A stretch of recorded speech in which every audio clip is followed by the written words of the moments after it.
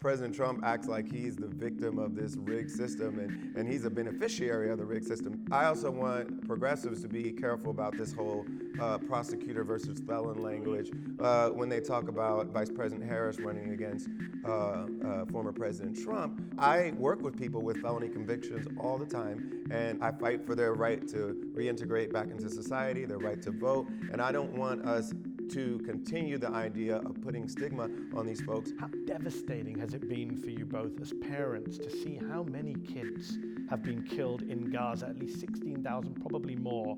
It's stunning to see it. It also makes me very frustrated how easily we dehumanize certain people based on where they live, the color of their skin, their religion, whether or not they're allies with our country. We all agree, as you just very eloquently put it, what happened on October 7th was horrific. Innocent people killed. But when it comes, we can all say that, right? Sure. Happily. When it comes to Gaza, we're not all willing to say that. Why do you think so many people just don't want to touch this issue with a barge pole?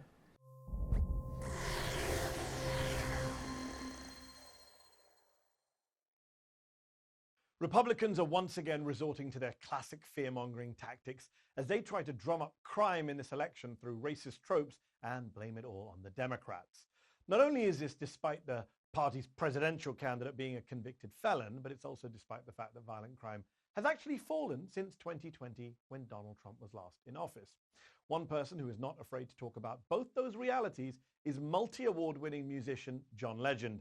Yes, the acclaimed artist is also a longtime advocate for criminal justice reform. You may remember back in 2015 when he devoted his Oscars speech to the topic, telling the audience there, quote, that there are more black men under correctional control today than there were under slavery in 1850. And his organization, Free America, not only is working to end mass incarceration, but also to change the false crime and incarceration narratives that Republicans like Trump love to tout. Of course, John Legend's activism doesn't stop at prison reform. He also has a long history with the Democratic Party and fighting against Trump. He endorsed Hillary Clinton in 2016, President Joe Biden in 2020, and now Vice President Kamala Harris, with John Legend actually performing at the DNC in Chicago this past August. Recently, I sat down for an interview with John to discuss his latest projects with Free America and the upcoming election, and Gaza too. Have a watch.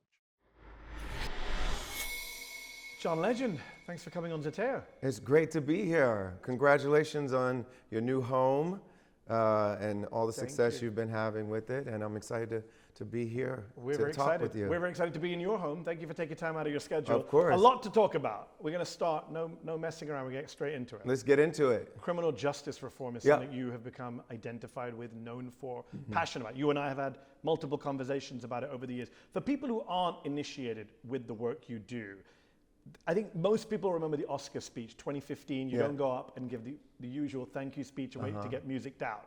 You go up and you say there are more black men under correction control today than there were under slavery in 1850. A shockingly true statement, but not something everyone was saying at that time. Yeah. Just briefly for our viewers, how do you get to that point? How does John Legend in 2015, why is he talking about this? Well, I started reading about it, and I was being informed by experts in the field, people like Michelle Alexander, who wrote The New Jim Crow, people like Brian Stevenson, who's done so much work around justice and helping us face these issues and think about them, both in thinking about the data and the policy, but also the human lives who were involved. And one of the things I said on the stage was that we're the most incarcerated country in the world. And I think that's a really important fact to always keep in mind. We incarcerate more people than anybody in the world. And some of our states around the country, I was just in Louisiana, it's the most incarcerated state, or it's usually one or two in the country. And if you compare their incarceration rates to other countries around the world, it's drastic, the difference. Yeah. And so I think we should all realize that and then think on a holistic level, is being the most incarcerated country in the world making us the safest country in the world? And it's not. Nope. It's not making us the safest country in the world. So let's think about how we can actually make our communities safer, but also keep families together, spend our communities' resources on something other than locking people up, focus those resources on investing in the community, making it stronger, more shouldn't be a radical edified, idea. more healthy. And so when I talk about having more freedom in this country, not incarcerating so many people, I'm also at the same time talking about, well, let's think about what we could do with those resources instead of locking people up. So we go to communities and talk with them about what they would do with that money if they weren't spending so much on locking people up. Things like investing in more affordable housing, investing in mental health care, investing in health care in general, all these things that would make our communities better, investing in education, pre-K education, all these things that are proven to give kids a better opportunity to have a better life, make it less likely that they end up getting in trouble as they get older. You know, all of these things that are proven to work, we've got to invest in them and divest from the system of punishment and incarceration that we've built up. So for you, it's something you read about, you realized, you're campaigning on. And at the same time, I should clarify, my family's had a lot of experience with the criminal justice system as well. I've had relatives who've gone to jail, gone to prisons, and one of the things that got me involved in this conversation was thinking about what it's like for people when they get out of prison, because I had close family members and close friends who had to come back home after spending some time in prison. And I believe your mother was one. My mother went to jail for a time, but I've had relatives who spent multiple years in prison, and how difficult it was for them to reintegrate into society because society put all these barriers in front of them. And there's a stigma, right? Yeah, well, there's a stigma, but there's also legal barriers. Yes. So it's harder to apply for a job, it's harder to get housing, harder to get all kinds of things that you need to be a part of society, harder to vote. We've done some work to mitigate that and change that over the years. But when we started Free America, there were still a lot of places where you couldn't vote, you couldn't get housing. There were all sorts of barriers in their way. And we, along with all the other folks we collaborate with, activists, including a lot of people who were formerly incarcerated, who are activists in this area, we've helped reduce some of those barriers. Did you ever, when you were stepping out to do this, because you are an award-winning singer-songwriter, you're a musician, now you're putting your foot into a controversial public policy area, and there's this stigma. You're mentioning family members, you're mentioning your mother, you're mentioning other people. Are you worried about how that's going to affect you, your family, your friends? Well, I believe I'm fighting for my family. I'm fighting for my community. Well said. Thinking about ways that we can make their lives better, but also so many other families' lives better. And I'm happy to do it because I feel like it's important for me to use this platform to do something that's actually going to make a difference in people's lives, and I really feel like we're doing that. So let's talk about some of the stuff you're doing. You mentioned the freedom that people come when they get out of being incarcerated, but there's also pre-trial freedom, the debate over putting people away as they sit in jail for months and months before their trials, poorer people. And your organization, Free America, launched a new initiative this year called Gathering for Freedom, which is about changing the narrative, pointing to stories of real people, because you know the New York Post and some of the right-wing media love to talk about somebody out on. Tell us some of those stories. Well, we had our gathering actually right here in our house at our dining table, and we welcomed people who had been affected by reform. You know, a lot of times you'll get the negative stories. You'll hear, you know, in the New York Post or in any of these outlets who want to sensationalize crime, they'll say, well, this person got out because of bail reform, and then they went off and did this. But what doesn't get covered is all the success stories of bail reform. People who got to go back to work, people who got to spend time with their family, be a good mother or father to their family, and their lives weren't disrupted by wasting away in jail before they were ever convicted of a crime. And to be clear, when we say that we need bail reform, what we're saying is people should not be locked up solely because they're poor. Under the old system, basically, if you couldn't afford a certain amount of money, it could be $500, it could be $1,000, it could be $2,000, you would languish in jail before you were ever convicted of any crime, And sometimes people are waiting literally years Yes. for their trial to happen. Insane. And the only reason they're there is because they can't afford the amount that the judge asked them to pay. And a lot of times it's not a large amount for most middle to upper middle class people, but if you're poor, it is a lot of money for you, and you're languishing in jail because you're poor. And so the folks who are fighting for reform, including myself and my organization, we're saying nobody should be locked up because they're poor. Now, if there's a reason that they're dangerous, if they're a flight risk. But not because they can't pay the amount. Exactly. So on that note, as you talk about bail reform, and you're right, it criminalizes poor people in many ways. It's a two-tier system. I also can't help but think about this state we're in. We're in California right now, where Democratic Governor Gavin Newsom has been ordering cities, especially LA, to clear out homeless camps. It's a controversial move. People are arguing about it. Some people, his critics, say he is effectively criminalizing poverty, homelessness. I'm curious what you make of that policy, given the position you're coming from on this. I believe using our jail system to solve our housing problem is not going to work. So hopefully Governor Newsom isn't planning to use our jails as a way of fixing the homelessness problem. And I think a lot of times we talk about homelessness in terms of kind of the cosmetic issue that people have. They don't like seeing it. And it lays our social problems bare to the whole community when they see these folks in encampments in certain areas around town. And, I understand that, but what it really is a housing issue.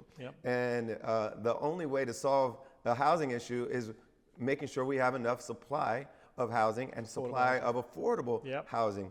And that's what California needs to do. And that's what any city or state that's dealing with this issue needs to do, is build more housing. That's why I'm glad Vice President Harris, as part of her economic plans for the country, has said we need to find a way to build 3 million more new units. And deal with rents. Because in the communities where there's a large unhoused population, the biggest issue is making sure there's more affordable housing, and we need to build it to make that happen. It sounds so obvious, and yet people argue about it. John, your organization, Free America, is also focused on local elections, DA races, ballot initiatives. Currently, you have George Gascon, the LA DA, district attorney. He's a progressive, up for re-election. You, of course, endorsed him back in 2020. Yes.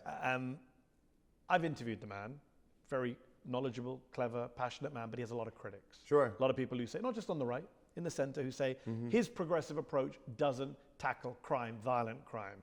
Tell us your view. Why is it so important for you for him to remain in office? Well, I will be supporting George Gascon again for re-election, and I believe he has a really well-balanced policy. He understands that certain people need to be incarcerated, that violent criminals need to be taken off the street, and his prosecution rate hasn't gone down from the previous prosecutor when it comes to those kinds of crimes. But he also realizes that we can't use our jails as the solution to every problem in our community. And we need more mental health facilities. We need diversions from jail when it makes sense and when the crime calls for it. So they think about each case individually and try to make the best decision for that case, but also for the community. And so I believe that's a really balanced approach. And there's a lot of myths about his approach. One is that he's not prosecuting, all these crimes that are happening in the community. And like I said, his prosecution rate is the same as his predecessor when it comes to those crimes. But he also realizes the jail can't be the solution to every problem. Jails are really expensive to maintain, and we can't overcrowd them because that causes all sorts of problems. So we have to be smart about using jails for their purpose and not overusing them when other solutions could actually work. You support a lot of progressive DAs across the country, obviously. So I'm curious to know, what is your reaction when time and again the right tries to attack these people, these progressive prosecutors, as evil, liberal, George Soros-backed prosecutors? I mean, it's an absurd argument. Frankly, it's a little anti-Semitic. What do you make of that when you hear this? I'm sure you hear it all the time because you're in that space. Soros, Soros, Soros. Well, I'm grateful that George Soros and his foundation have done so much to try to make this country more just and more free. And I don't see that as an epithet to say that George Soros is behind something, because when I look at the causes that he's aligned himself with and his organization has aligned themselves with, I tend to agree with the priorities that they've set, and I'm appreciative of all the investment they've made into making this country more free and more just.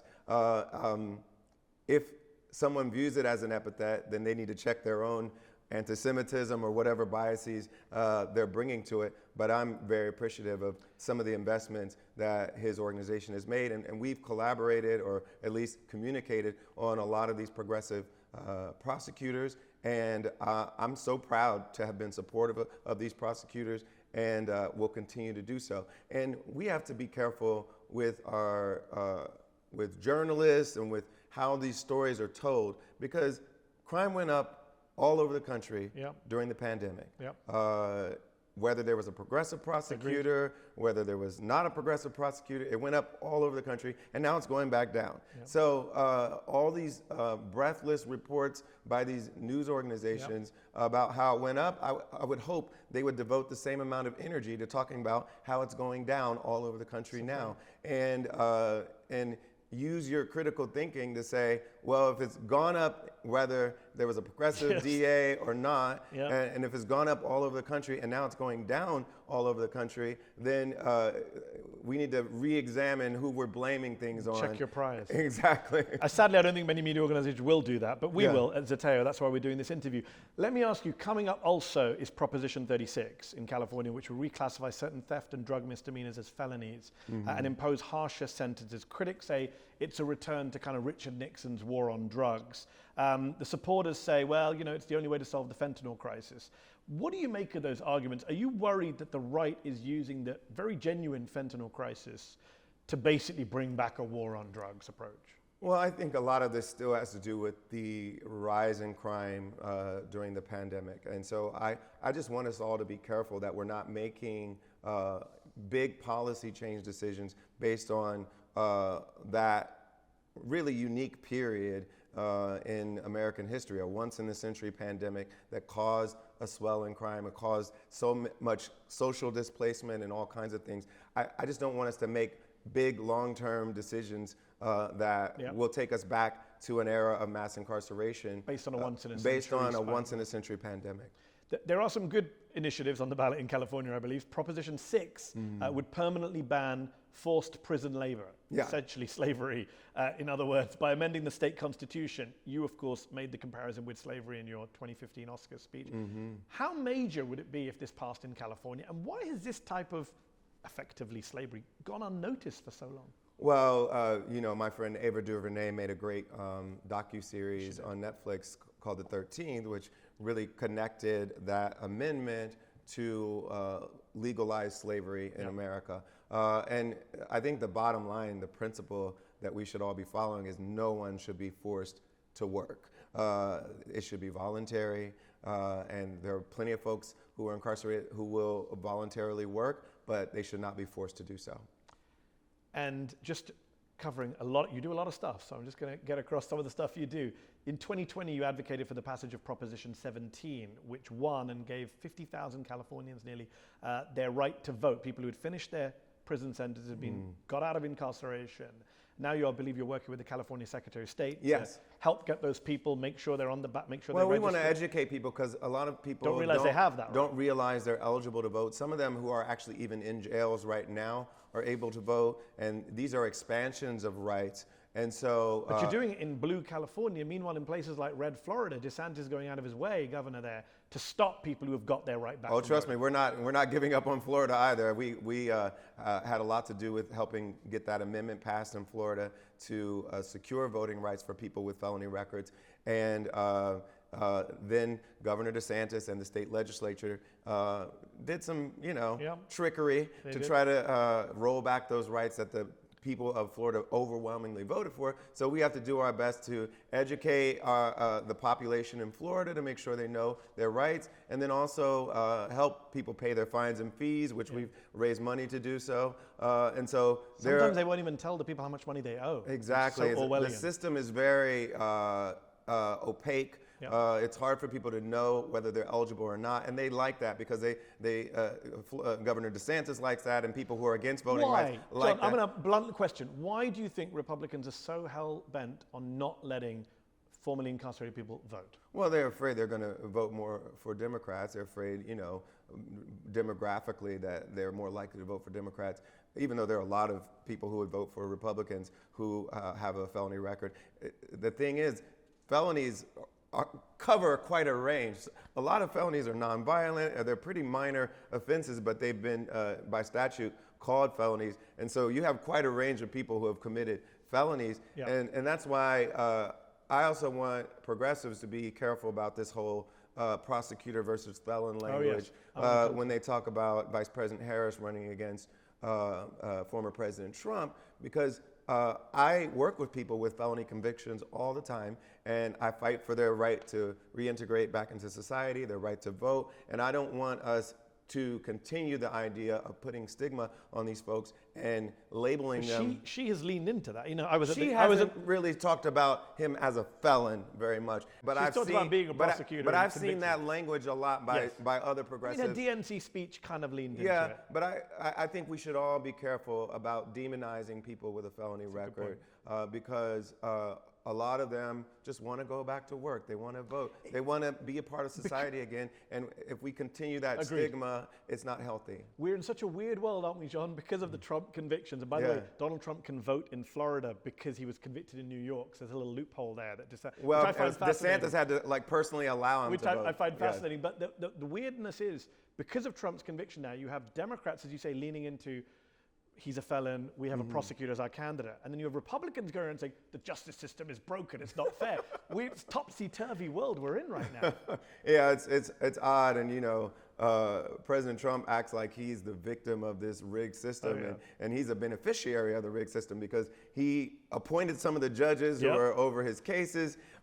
He is able to afford, millions of dollars in legal fees that most people wouldn't be able to have, and that's resulted in all sorts of delays and appeals and all sorts of lawyering that most people wouldn't even be able to afford. We talk to folks who are languishing in jail. They can't get any time with the public defender. They can't access any significant amount of quality legal counsel. And that's really where the system's rigged. And it's rigged against people without money, rigged against people without power. And Donald Trump is on the opposite end of that. He's a beneficiary 100%. Of the rigged system. Just going back to the prosecutor, Kamala Harris, you were one of the first celebrities to come out and endorse her after Joe Biden dropped out. We'll talk about that in a second. But just a lot of progressives, not a lot, but some progressives over the years have had an issue with some parts of her criminal justice record, specifically here in California when she was San Francisco DA, California AG. She did do a lot of good things in terms of promoting diversion programs for a lot of young people. She did a lot of criminal justice reform. But then people pointed out in some cases she made people serve longer sentences than they needed to. She resisted a lot of innocence claims by her office. She helped overturn a court ruling that could have outlawed the death penalty in California. How do you personally, when you look at someone like that in the round, how do you square that record of hers, which is mixed, as I say, she did some good things, but she clearly did some bad things, with your Free America work and your, how do you square that? Well, I believe that at a time when it wasn't particularly popular, she was already implementing some progressive reforms that we now associate with the progressive prosecutor movement. She was doing some of that work before it was popular, before people were talking about it. And so I've seen her in a lot of ways as a pioneer when it came to being a progressive prosecutor. Of course, I think as we've moved on and the movement has gained strength, we've had more and more progressive DAs. They've been sharing best practices with each other, and the whole movement has moved forward. But I think she was an early pioneer when it came to being smart on crime, thinking more creatively about how to think about accountability and things like that, having more diversion programs. I think she was ahead of her time compared to a lot of prosecutors during the time when she was serving as DA in Los Angeles. And then once she was AG, it's a very different kind of job. You're not dealing with the everyday crimes in the county and in the community, you're doing big, more state level things like, deciding to fight for California homeowners when they were duped by the banks, fighting for... I'm not disputing she did a lot of good things. Yeah. I'm just saying there are things in her record that people on your Sure, side and your movement... But like I say, when I think about it holistically, I see her as ahead of the game when it came to being more progressive at the time when she was serving as a county DA, and I think she still, after that, wasn't a local DA, and so it's not a really fair comparison to what progressive DAs are doing right now. When we spoke in 2020, we were talking about the Democratic primaries, and you had said that no matter who the candidate was, and I think you would endorse Senator Warren at the time, if memory serves me correctly, progressives like yourself would continue to push whoever the Democratic presidential candidate ended up being Joe Biden towards more progress. And I wonder, what does that look like for you today with a candidate like Kamala Harris joining the race very late, later than any candidate in our lifetimes? What are the things you are trying to push her towards? Well, let's talk about some of the successes that progressives have had under the Biden-Harris administration. I think one of them is getting such a huge climate bill passed. A bigger climate investment than any country has ever made in the history of the world was made by the Biden-Harris administration under the Inflation Reduction Act. And, that's one of those areas where progressives were pushing. There was talk of the Green New Deal, and this was kind of a watered down version of that, but it wouldn't exist without people pushing for the Green New Deal. And so I think we need to take that as a win and say, this is what happens when we push. And we may ask for more than they will actually achieve. So what are you pushing for in 24? In legislation, but Agreed. that push is going to result in actual wins. And so I think we all need to think about how foreign policy is being waged, because there's a lot of progressives that are concerned about Israel and Gaza and pushing our president and vice president on that. And so that's one area where we can push and hopefully get some results. I think when it comes to things like the housing initiative that Vice President Harris has proposed, I think that's going to be really important for the strength of our communities when it comes to affordability and thinking about how to bring down prices all over the country. Those are going to be important, and I think these are things that progressives can push on, and she's made some promises for, and we can push to make sure she fulfills those promises. I do want to come back to some of the stuff you mentioned in a moment, but just while we're talking about Harris, you were at the DNC, you performed at the DNC, I was there, I saw you, very good. Thank you. Very good. People have said that there's a lot of joy and energy at the rallies. The DNC was, when she came on stage, it was I was going to say a Taylor Swift moment, but I'll say a John Legend moment when she came on stage. There was a lot of energy, and I was like, where am I? Am I at a Democratic convention or at a rock concert? Yes. And one congresswoman said to me there, she said, I'm worried about this energy because it feels like we've already won. And are you worried that Democrats, is there a complacency? What do you think? I think Democrats are not guilty of resting. How did you feel on stage when you were at the DNC? I think everyone's genuinely excited, but I think they have had enough experience where they thought they were going to win, especially with Hillary. I think in 2016, I think we all thought we were going to win. And so I think none of us are really guilty of irrational exuberance here. I think we all know it's tough, and we all know the swing states are extremely close, that we could win the national popular vote by 2 or 3 points and still lose the election. And so I think nobody's taking anything for granted. And you can tell Vice President Harris's campaign is not taking anything for granted. They're in all these swing states and they're doing the work. And what I love about the excitement is it means more volunteers. It means more people signing up to vote. You saw, even with Taylor Swift, when she posted the link to vote.org or vote.gov, there was a huge influx of new registrants and people finding out how they could register to vote. And I think all of that is fed by the excitement. And that excitement can translate to actual real numbers of people registering and people voting, and that those volunteers can help do that too when they're convincing their community members, their family members, their friends to go out and vote too. I want to come back to a couple of things you've mentioned already. I'm going to bring up before. I just want to wrap up this section. This summer, after Joe Biden's, I think we can all agree, disastrous debate performance, George Clooney longtime Democratic donor, called on President Joe Biden publicly in the New York Times to drop out of the race. It had a huge impact to the point where the Biden people were like criticizing Clooney off the record. Sure. And I'm just wondering, you, like George Clooney, have had a long association with the party. Did you think at that time, I should come out and say something too? Were you thinking at that time he should step aside? What was going on with you back then? And there was a lot of discussions going on. Everyone, publicly, privately. I was involved in some discussions, and they were private discussions that, you know, me being a surrogate in the campaign and having a relationship with a lot of the leaders of the campaign, we had conversations, and they were private, and I felt for me it was better for them to remain private. Fair enough. And I'm very happy with the decision that President Biden made, because I think we needed that as a party, as a country, a new infusion of energy, a generational change in our leadership. And I think he made a great decision for the country. It was a really difficult decision for him. It was a big sacrifice that most politicians just would not do. Yeah. And I continue to admire him as a person of high character and integrity and patriotism. And I think he did the patriotic thing. And I think it was also wise the way he immediately tapped Vice President Harris to get the nomination. She had to still go out and earn it, but I think his statement made it much easier for that to happen more quickly. And agreed. It was executed pretty very smooth, flawlessly. Democrats in array, yes, not in disarray. It was executed very flawlessly, and I think it set Vice President Harris up for success in the best way possible. So, generational change on the Democratic Party side. Mm-hmm. Republicans are going with the same guy they went with in 2020 and 2016. Mm-hmm. Donald J. Trump, who you called out a couple of weeks ago for spreading, quote, hateful, xenophobic, racist lies, you said, during his debate with Kamala Harris.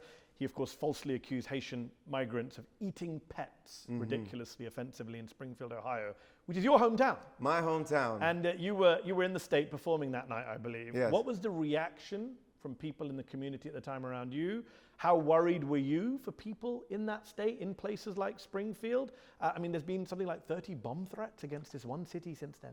Right. So just to give you the tick-tock of how it went down, I was on stage in Cincinnati, Ohio, which is about 90 minutes from Springfield. I have a lot of family who lives in Springfield still. My mother lives there. My two younger siblings live there. So I'm very connected to the city still. Have so much family there. I own property there, pay property taxes there.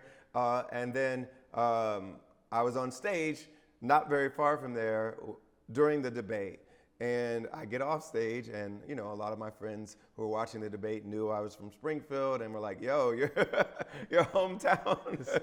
It's trending. It's trending for all the wrong reasons. And there were a lot of jokes about did we all eat cats and eat dogs while we were there? But once you kind of get the jokes out of the way and the memes out of the way, you realize this man is doing what he's always done. He's maligning black and brown people. He's causing division and stirring up hate and using people's fear as a weapon to aid his campaign. And he's used that same playbook time and time again. And he does not care about the welfare of the people of Springfield, Ohio. Because if he did, he wouldn't spread these false rumors. He would be advocating for them to have the resources they need to make sure that our Haitian immigrants are able to assimilate and have legal immigrants. They're all legal immigrants. And so we need a leader who actually cares about the people and won't spread these lies and rumors just for their own campaign benefit. Are Donald Trump and JD Vance inciting violence here? Are they inciting domestic terrorism? Of course. Well, Donald Trump has, since he has started running for office, there's always been the incitement of violence in his rallies, in his speeches. Obviously, January 6th was probably the most visible manifestation and drastic manifestation of that. But he talks about it all the time. But 30 bomb threats, this is domestic terrorism. If I did it, you did it, we'd be arrested. Yes, probably. and you watch some of the language he uses about immigrants, particularly about them poisoning our blood, about them invading the country. He paints them in such stark, vicious terms that it would influence someone to be violent toward them if they took his words to heart. And that's why you're seeing bomb threats in Springfield. That's why you're seeing violence toward our Haitian brothers and sisters, Muslim brothers and sisters, Jewish brothers and sisters. You're seeing this kind of violence because not only Donald Trump, but his movement has encouraged demonization of the other in such a way that it incites violence. And yet, a new poll from the NAACP suggests 1 in 4 black men, younger black men, are considering voting for Donald Trump. Why do you think that is? I'm not sure. I always make sure we clarify what's happening in the black community. We are less likely to vote for Donald Trump than any other community. Yeah. So even if his support goes up from 15 to 18%, it's a change, and it could matter in a really close state. But bottom line is, we are overwhelmingly going to vote for Kamala Harris, more so than any other ethnic group, any other demographic group in the country. And so to the extent there are a few folks that are attracted by his message of bravado and rumors that he's the one that gave them all the money they got during the pandemic and with the stimulus check, whether there's a few of those folks in our community that are going to be kind of duped by some of this, campaigning and rhetoric, that may be the case. But the bottom line is, I think the vast majority of us see right through his BS and will not be voting for him. I want to ask a personal question about him and Vance, if you don't mind. This past July, after Trump selected Vance, JD Vance as his running mate, there was an old clip of Vance that resurfaced from 2021, him criticizing Kamala Harris for not having any children of her own. A lot of people were outraged by this naturally, including families who've had kids through non-traditional means or who maybe lost a child due to pregnancy complications. You yourself have had a child that was born through a surrogate. You and Chrissy suffered very sadly pregnancy complications back in 2020, which led to the loss of your son, Jack. You've been very open about that. And I just wonder, what was your family's reaction when you hear a man running for vice president talk about childless people in this way? I just don't understand this contempt he has for people without children. It just doesn't make any sense. There's all kinds of reasons why people might not have kids, and a lot of them are things they didn't choose. But sometimes people choose not to have kids. And we don't want the government dictating to us when we have kids and how many kids we're able to have. And, I think what a lot of people don't think about when it comes to abortion laws is that to enforce abortion laws, it requires a level of surveillance that nobody wants. They even talk about monitoring people's menstrual cycles. And Vance wants police to follow women out of state. Yes, following them out of state. You have to know a lot about someone to know if they were within the 6 weeks or within the 15 weeks or this or that. You have to know so much private information about someone to enforce it. And to enforce it as a criminal statute, that involves the police, that involves the district attorney. Oh yeah, we're back to justice. And can you imagine, like, a conversation that's supposed to be between you and your OBGYN involving the police and the district attorney in your community? As soon as you make abortion illegal in that way, you're inviting all these people into that conversation, and none of them deserve to be there. And this is the party that's a small government party. Yeah. All right, let's talk about something you've alluded to a couple of times in this conversation.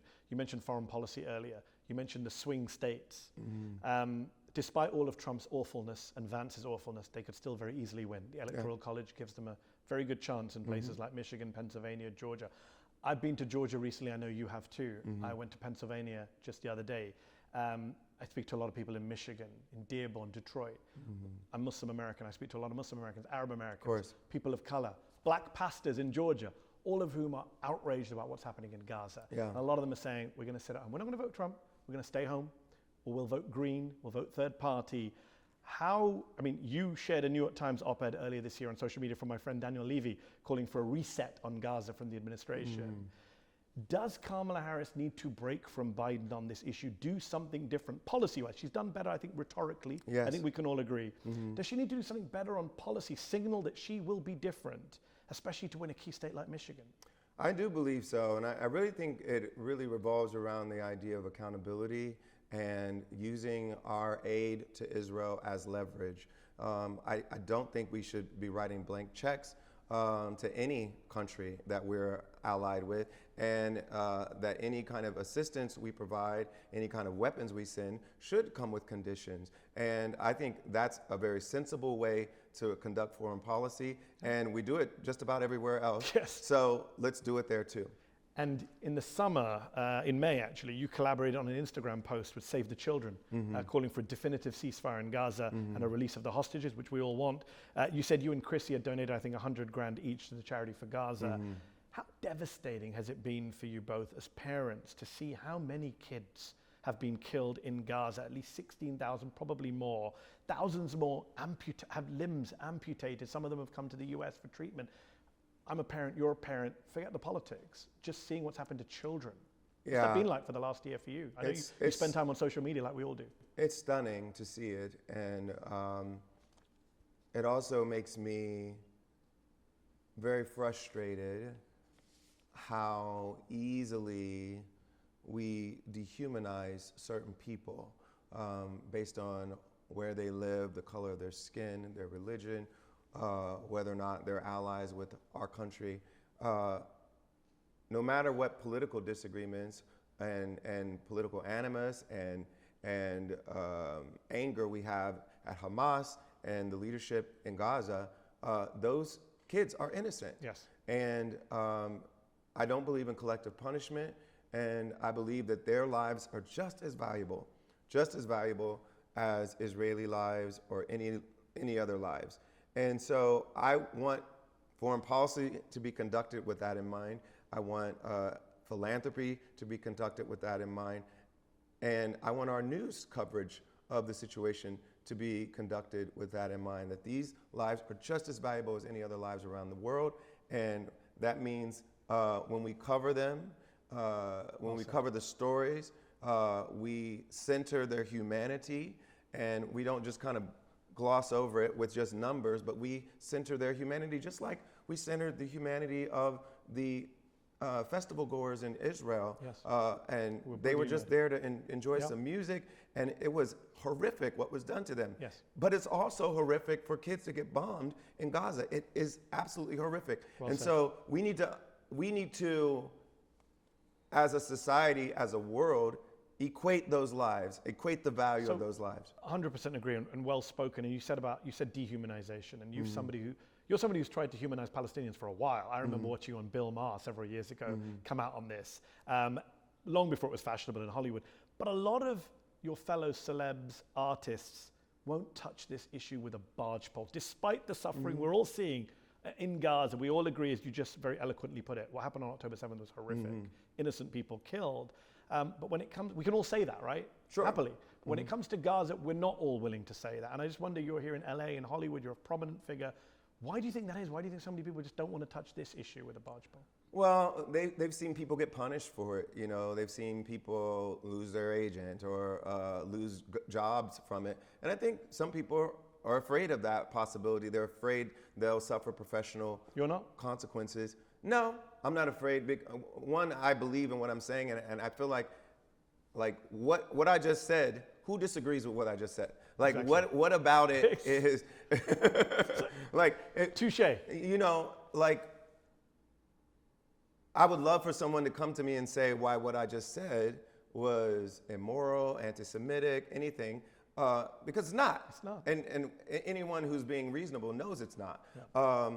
But I understand why people might be afraid to talk about these issues because of professional consequences. But also, I think we all, and I have humility when I talk about this issue because I don't know it as well as I know a lot of the ins and outs of what's going on in the United States. Yes. I know what it means to be an American. I understand our system very well. I understand our history very well. And honestly, I don't know nearly as much about what's going on in Israel and Palestine, all the back and forth of the negotiations that have happened over the last few decades. You know, so sometimes we should make sure that those of us who aren't real experts on it have some humility about what we know and what we don't know. Fair point. And one of the things I keep as a rule for myself is I don't want to post something that I couldn't answer a follow-up question about. And so that's a good rule. Let's make sure, like, if we're going to weigh in on things, that we do the work to prepare ourselves to answer a follow-up question on it. You are being humble because you do know more than most on this issue, so we appreciate you for that. And actually, every time I talk to you, John, and I think this is our fourth conversation, I ask you the same question. When are you running for office? I'm not. Okay. You keep giving the same answer. It hasn't answer. changed. Hasn't changed. All right, fair. Well, the California Senate came and went, and it's Adam Schiff. Last question then. Thank you for your time. Just before we finish, on a different note, you have a new children's music album out, My Favorite Dream. Yes. Chrissy and two of your kids are singing on the album. I believe your daughter did the artwork for it. How much fun was that, a music album as a family affair? I loved making this album. I wrote all the songs right here in our home, in the piano room that I sometimes go play in. And I'd never written an entire album by myself, and I'd never written an album at home. I usually go to the studio. I usually have co-writers. So this was very personal for me. It was very informed by all the messages we like to share with our kids, to encourage them, to challenge them, to comfort them. And it really was informed by our family life. And I poured all of my heart into the songwriting in a way that I had never done before. And so it was really a joy to make this album. And I'm so excited that I could include the family on the album and make it a true family affair. Brilliant. Thank you so much, John. Appreciate your time. Thank you. Always a pleasure. Did you like this video? Don't forget to subscribe to this YouTube channel and turn on notifications. For exclusive content and to support our independent, unfiltered journalism, head over to zeteo.com. Your support matters.